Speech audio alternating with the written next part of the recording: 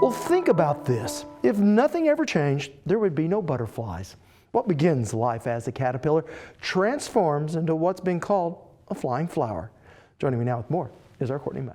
And this beautiful creature can be found right here in Oklahoma. Jane Breckenridge and David Bolkin are farmers in eastern Oklahoma, but not just any kind of farmers. They farm butterflies.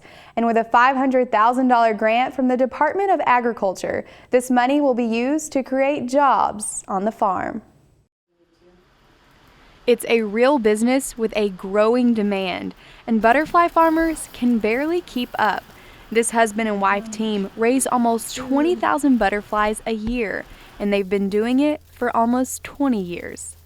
I grew up here in Oklahoma, and this is actually my great-grandmother's original creek allotment. So this is a farm, fifth generation. I'm the fifth generation to farm here, the first to be a butterfly farmer.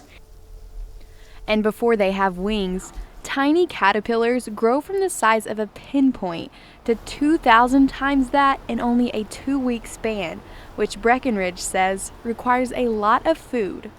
You have a caterpillar that crawls around the ground and eats leaves, and then it sheds the skin to make a beautiful little chrysalid, and 10 days later you've got something that's flying, that's eating different food, that anatomically in every way is completely different. And again, it's just, no matter how many times I see it, when they actually make that transformation, it never ever fails to just completely just give me a sense of awe and wonder at the natural world.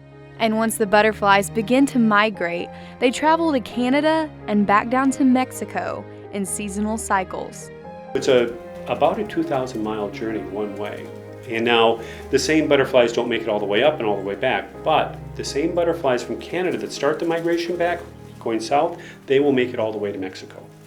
And then it takes 3 generations to get up. So it's a multi-generational thing. A tiny little butterfly that is so fragile, flying thousands of miles to someplace it has never been before. It is miraculous. And this butterfly farm is also creating jobs in rural Oklahoma through a program they launched called the Natives Raising Natives Project. We're training tribal members to raise butterflies, promote employment, provide eco-friendly employment that helps the environment, promote awareness of conservation of these threatened species of butterflies and pollinators. And this popular flying beauty can be sold anywhere from 75 cents to $7 a piece to be released at weddings and sold to museums and zoos. And the Yuchi farm also has a traveling butterfly exhibit.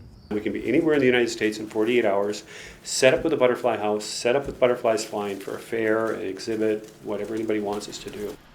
And after 20 years in the business, Breckenridge says they are still learning. In the wild, only 5% of butterfly eggs that are laid will make it to be an adult butterfly. In captivity, we actually make that to 95%. So we're doing something right.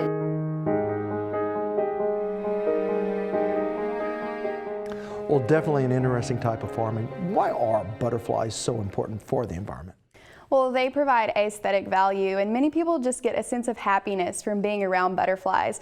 And they also provide pollination and a natural pest control. And it's said that an area rich in butterflies is a healthy environment. All right. Thank you so much, Court. You're welcome, Rob.